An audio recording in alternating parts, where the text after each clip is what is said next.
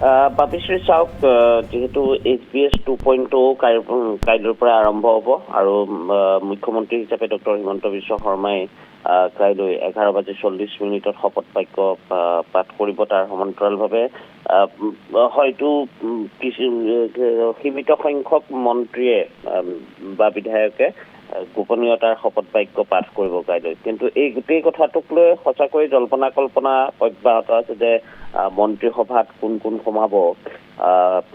এই ক্ষেত্ৰত হয়তো কোনো যিসকল চিনিয়ৰ অভিজ্ঞতা যিসকলৰ আছে তেনেকুৱা কিছু ব্যক্তি থাকিব নে আন নতুন মুখৰ ইয়াত এইবাৰ সম্ভাৱনা আছে।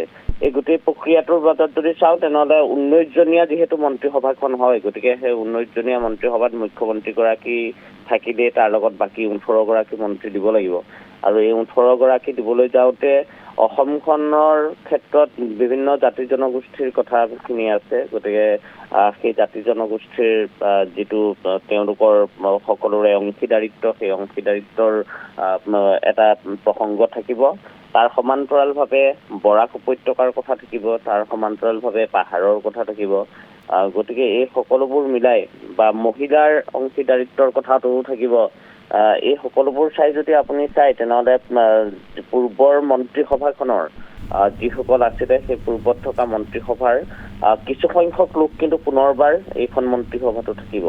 কাৰণ তাৰ এটা কথা থাকিব যে মুখ্যমন্ত্ৰীগৰাকীক অভিজ্ঞতা সম্পন্ন কিছু লোক লাগিব। কাৰণ তেওঁ যিহেতু দ্বিতীয়বাৰৰ বাবে মুখ্যমন্ত্ৰী হিচাপে দায়িত্ব লৈ অসমৰ দায়িত্বভাৰ গ্ৰহণ কৰিব, ৰাজ্যখনৰ উন্নয়নৰ গোটেই বিষয়টো। কাৰণ তেওঁ এটা কথা প্ৰথমতেই কৈছে যে যিখিনি বিগত এই 2021 পৰা 2026লৈকে তেওঁ কৰিছে সেইখিনি মাত্ৰ ট্ৰেইলাৰ আছিল। তেওঁ বিভিন্ন আধাৰশিলাকে ধৰি বিভিন্নখিনি কৰা আছে, কিন্তু তাৰ যিখিনি কাম আছে, যিখিনি একশ্যন ক্ৰিয়া, সেইখিনি কিন্তু এইবাৰ হ'ব।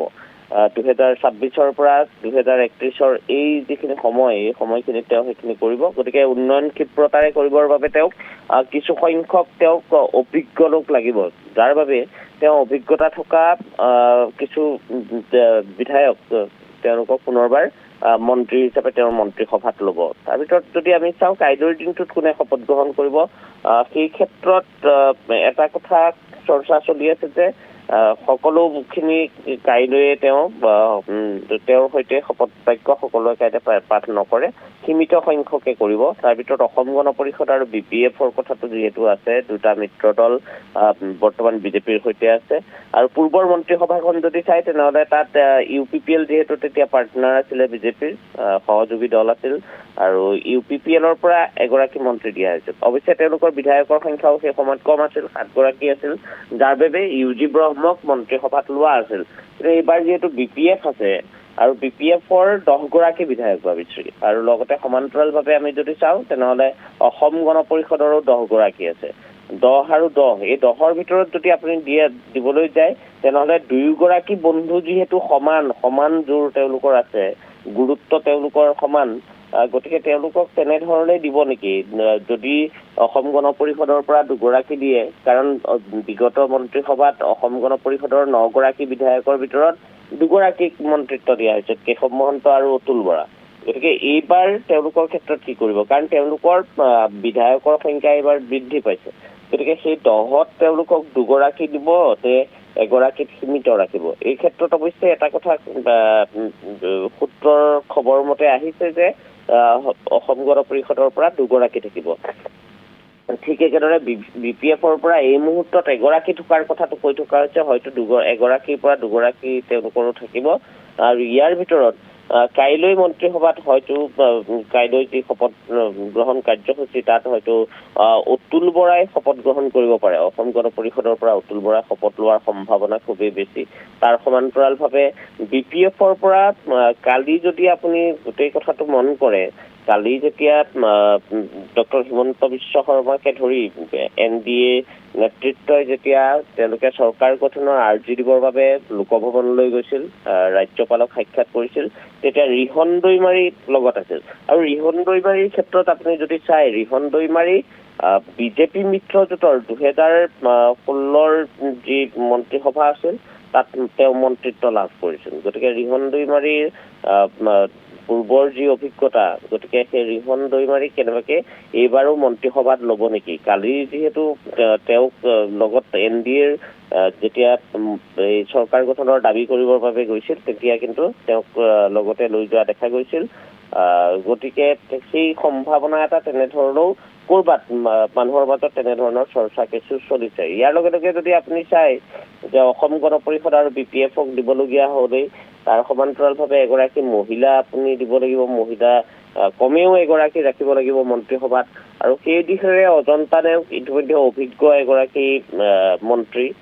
তেওঁ ইয়াৰ পূৰ্বৰ যি মন্ত্ৰীসভা, সেই মন্ত্ৰীসভাত তেওঁ বিত্তমন্ত্ৰী হিচাপে কাৰ্যনিৰ্বাহ যিহেতু কৰিছে, গতিকে অজন্তা নেওগক পুনৰবাৰ মন্ত্ৰিত্ব দিয়াৰ সম্ভাৱনা খুবেই বেছি।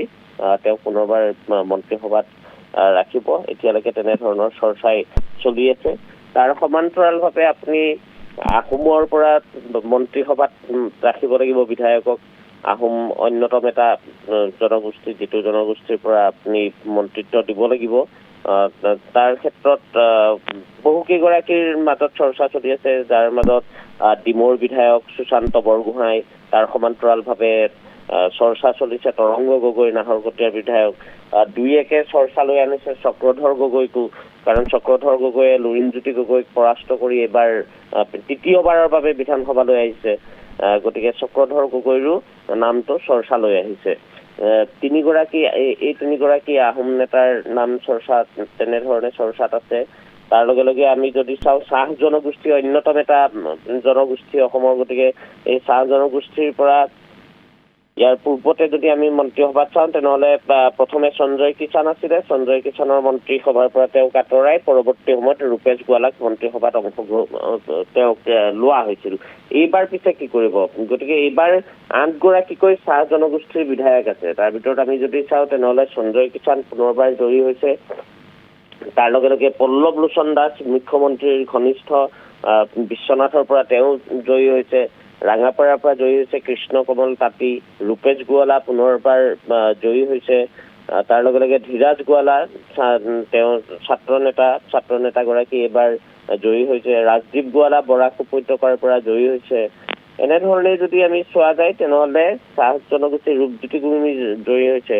গতিকে 8গৰাকীকৈ বিধায়ক এইবাৰ জয়ী হৈছে। তেওঁলোকৰ মাজৰ পৰা এইবাৰ মন্ত্ৰীসভাত কাক ল'ব, সেই কথাটো এটা সকলোৰে মাজত প্ৰশ্ন আছে যে পল্লৱ লোচন দাস হ'ব নেকি? বহুতে সেই চৰ্চাটো কৰিছে যে মুখ্যমন্ত্ৰীৰ অতি ঘনিষ্ঠ, গতিকে পল্লৱ লোচন দাসে মন্ত্ৰীসভাত স্থান লাভ কৰিব নেকি? ইয়াৰ লগে লগে আৰু এটা কিন্তু প্ৰশ্ন হৈছে যে ৰূপেশ গোৱালা পূৰ্বতে আছিলে, গতিকে ৰূপেশ গোৱালাক কেনেবাকে মন্ত্ৰীসভাত এইবাৰ মন্ত্ৰীসভাত তেওঁকে ৰাখিব নেকি? তাৰ লগে লগে এইটো হৈছে যে সঞ্জয় কিষাণক আগতে তেওঁৰ অভিজ্ঞতা আছিল, গতিকে সঞ্জয় কিষাণকো ক'ৰবাত ৰখাব নেকি? এই সকলোবোৰৰ মাজত কিন্তু এটা প্ৰশ্ন আটাইতকৈ বেছিকৈ আহিছে যে ৰামেশ্বৰ তেলী বিজেপিৰ সেইগৰাকী নেতা, যি উজনি অসমৰ বিজেপিৰ প্ৰথমগৰাকী বিধায়ক। গতিকে ৰামেশ্বৰ তেলীৰ ক্ষেত্ৰত আৰু অতি পুৰণি নেতা, বিজেপি দলটোৰ তেওঁক আনকি কেন্দ্ৰীয় ৰাজ্যিক মন্ত্ৰীও আছিলে। গতিকে ৰামেশ্বৰ তেলীৰ নাম এতিয়া চৰ্চালৈ আহিছে, দুলীয়াজানৰ বিধায়কগৰাকী, যে দুলীয়াজানৰ বিধায়কগৰাকীক ক'ৰবাত নহয় ক'ৰবাত সংস্থাপন দিব। গতিকে সেই ক্ষেত্ৰত ৰামেশ্বৰ তেলী, পল্লৱ লোচন দাস, ৰূপেশ গোৱালা, সঞ্জয় কিষাণ এইসকলৰ নাম ব্যাপক চৰ্চাত আছে। ৰূপজ্যোতি কুৰ্মীয়েও ক'ৰবাত কৈছে যে তেওঁক মন্ত্ৰিত্ব দিলে তেওঁ ভাল পাব, কাৰণ তেওঁ দীৰ্ঘদিন ধৰি বিধায়ক হৈ আছে। সেইটোও হয় যে বহুকেইবাৰ তেওঁ বিধায়ক হৈছে, গতিকে তেওঁ প্ৰত্যেকৰে সেই কথাটো থাকে যে মন্ত্ৰী হ'ব সকলোৱে বিচাৰে। ইয়াৰ লগে লগে আমি যদি চাওঁ, তেনেহ'লে চাহ জনগোষ্ঠী আৰু আহোম দুয়োটাৰ পৰা যদি দিবলৈ যায়, তেনেহ'লে প্ৰায়ে হয়তো তেওঁলোকৰ অংশীদাৰিত্ব সমান হোৱাৰ সম্ভাৱনাই বেছি। যদি আহোমৰ এটা দিবলৈ যায়, তেনেহ'লে চাহ জনগোষ্ঠীৰ যদি দুটা দিবলৈ যায়, তেনেহ'লে হয়তো আহোমৰো 2জন দিব লাগিব। কাৰণ দুয়োটা জনগোষ্ঠীক লৈ তাত উজনি অসমৰ যদি গোটেই প্ৰক্ৰিয়াটো চাই বা অসমৰ ৰাজনীতি চাই, তেনেহ'লে অসমৰ ৰাজনীতিত দুয়োটা জনগোষ্ঠীৰে তেনেধৰণেই সমানে যদি দুয়োটা আগবাঢ়িছে, গতিকে দুয়োটা জনগোষ্ঠীৰ পৰা হয়তো তেনেধৰণে তেওঁলোকৰ অংশীদাৰিত্ব এই মন্ত্ৰীসভাত থাকিব পাৰে। ইয়াৰ লগে লগে আপুনি বাকী পাহাৰৰ পৰা আপুনি এগৰাকী দিব লাগিব। পাহাৰৰ পৰা পূৰ্বতে আমি যদি চাওঁ তেনেহ'লে পূৰ্বৰ মন্ত্ৰীসভাত নন্দিতা গাৰ্লুচা আছিল, তেওঁ হাফলঙৰ বিধায়িকা আছিল আৰু হাফলঙৰ বিধায়িকাগৰাকীক মন্ত্ৰী হিচাপে নিযুক্তি দিয়া হৈছিল। পৰৱৰ্তী সময়ত কিন্তু হাফলঙৰ বিধায়িকাগৰাকী টিকট প্ৰদান নকৰাত তেওঁ কংগ্ৰেছৰ যোগদান কৰি কংগ্ৰেছৰ পৰা এইবাৰ নিৰ্বাচনত অৱতীৰ্ণ হৈ পৰাজিত হৈছে। গতিকে নন্দিতা গাৰ্লুচা পাহাৰৰ পৰা তেনেধৰণে তেওঁ মন্ত্ৰিত্ব লাভ কৰিছিল। এইবাৰ পিছে কি কৰা হ'ব? তুলিৰাম ৰংহাঙৰ কথা তেনেধৰণে ওলাই আছে। কাৰ্বি আংলং স্বায়ত্তশাসিত পৰিষদৰ তেওঁ চি এম গৰাকী বৰ্তমান অসম বিধানসভাৰ বিধায়ক। গতিকে তেওঁ ৰংহাং সমষ্টিৰ পৰা তেওঁ জয়ী হৈ আহিছে। গতিকে তুলিৰাম ৰংহাঙৰ ক্ষেত্ৰত যে তুলিৰাম ৰংহাঙে মন্ত্ৰিত্ব পাব নেকি? কিন্তু এটা কথা ইয়াৰ লগতে এইটোও আহিছে যে এগৰাকী CM তেওঁ যিহেতু তাত CM হিচাপে আছে, কেবিনেট এটা তেওঁ ৰেংক তাত পাই আছে, কেবিনেট মৰ্যাদা তেওঁ পাই আছে।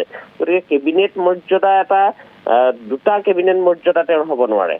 যিহেতু তেওঁ মন্ত্ৰী হৈ যোৱাৰ লগে লগে ইয়াত কেবিনেট মৰ্যাদা তেওঁক যদি দিয়ে, তাৰ লগতে তেওঁ তাত এটা কেবিনেট মৰ্যাদা, দুটা কেবিনেট মৰ্যাদা কোনেও একেলগে ল'ব নোৱাৰে বুলি তেনেধৰণৰ এটা কথা বতৰা ওলাই আছে, তেনেধৰণৰ এটা নিয়মৰ কথা কৈ থকা হৈছে। গতিকে এই ক্ষেত্ৰত যদি সেয়াই হয় তেনেহ'লে যদি তুলিৰাম ৰংহাং মন্ত্ৰী নহয় তেনেহ'লে কোন হ'ব? তেনেকুৱা ধৰণৰ কথা কিছুমান হৈছে। বা তেওঁ CM পদবীটো তাত এৰিব নেকি? কাৰণ তাত নিৰ্বাচন আহি আছে পৰৱৰ্তী সময়ত 2027-ত। গতিকে 2027লৈকে তেওঁক তেনেধৰণে ৰখাই থ'ব নেকি, যে তেওঁক এতিয়া মন্ত্ৰিত্ব নিদি পৰৱৰ্তী সময়তে মন্ত্ৰিত্ব দিব নেকি? এই কথাবোৰ এতিয়াও চৰ্চাত আছে। বৰাক উপত্যকাৰ কথা আছে। বৰাক উপত্যকাৰ পৰা আপুনি মন্ত্ৰী হিচাপে কাক দিব? যে বৰাক উপত্যকাত দুগৰাকী মন্ত্ৰী আছিল, যে এফালে কৌশিক ৰায় আৰু আনগৰাকী হৈছে কৃষ্ণেন্দু পাল। এতিয়া কথাটো হৈছে যে বৰাক উপত্যকা চাওঁ তেনেহ'লে বিধানসভা সমষ্টি বৰাক উপত্যকাত আছিল 15টা। বিগত যি সমষ্টি পুনৰ নিৰ্ধাৰণ হ'ল, সেই সমষ্টি পুনৰ নিৰ্ধাৰণত বৰাক উপত্যকাত সমষ্টিৰ সংখ্যা হ্ৰাস কৰা গৈছিল, 13টালৈ হ্ৰাস কৰা গৈছিল। আৰু তেতিয়াই এক প্ৰকাৰ তেনেধৰণৰ কিছু দাবী উঠিছিল, তাত প্ৰতিবাদ মুখৰ হৈ পৰিছিল বৰাক উপত্যকা। আৰু তাৰপিছতেই ডক্টৰ হিমন্ত বিশ্ব শৰ্মা চৰকাৰত দুগৰাকী মন্ত্ৰী নিযুক্তি দিয়া হৈছিল, এগৰাকী কৌশিক ৰায় আৰু আনগৰাকী হৈছে কৃষ্ণেন্দু পাল। দুগৰাকীক মন্ত্ৰিত্ব দিছিল। কিন্তু এইবাৰত কি কৰিব সেই ক্ষেত্ৰত? কাৰণ এইবাৰ তাত আন এগৰাকী বিধায়ক তাৰ পৰা জয়ী হৈ আহিছে, বা কেইগৰাকী বিধায়ক তাৰ ভিতৰত তেওঁলোকৰ বিধানসভাত অভিজ্ঞতা থকা তেনেধৰণৰ বিধায়ক আছে। কৌশিক ৰায়ৰ কথা পুনৰবাৰ চৰ্চাত আহিছে যে কৌশিক ৰায় মন্ত্ৰিত্ব পুনৰবাৰ পাব। আৰু কৌশিক ৰায়ে এবাৰ বিজেপিৰ যিসকল বিধায়ক জিকি আহিছে সেইসকলৰ ভিতৰত আটাইতকৈ যদি বেছি ব্যৱধানত জিকি অহা বিধায়কগৰাকী চোৱা যায় তেনেহ'লে সেয়াই হৈছে কৌশিক ৰায়। 99,000 ভোটত তেওঁ জয়ী হৈ আহিছে। গতিকে কৌশিক ৰায়ৰ নাম পুনৰবাৰ চৰ্চাত আছে। তাৰ লগে লগে কৃষ্ণেন্দু পালৰ লগত আৰু এটা নাম চৰ্চালৈ আহিছে এতিয়া, ৰাজদীপ ৰয়, ডাক্তৰ ৰাজদীপ ৰয়। সেয়াও স্বাভাৱিক, কাৰণ ডাক্তৰ ৰাজদীপ ৰয়ৰ যিটো পৰিয়াল, সেই পৰিয়ালটো বিজেপিৰ সৈতে তেওঁলোকৰ সম্পৰ্ক যথেষ্ট পুৰণি, সংঘৰ সৈতে তেওঁলোকৰ সম্পৰ্ক পুৰণি। গতিকে ডাক্তৰ ৰাজদীপ ৰয়ৰ নামটো চৰ্চালৈ আহিছে যে ডাক্তৰ ৰাজদীপ ৰয়েও এবাৰ মন্ত্ৰীসভাত স্থান লাভ কৰিব পাৰে।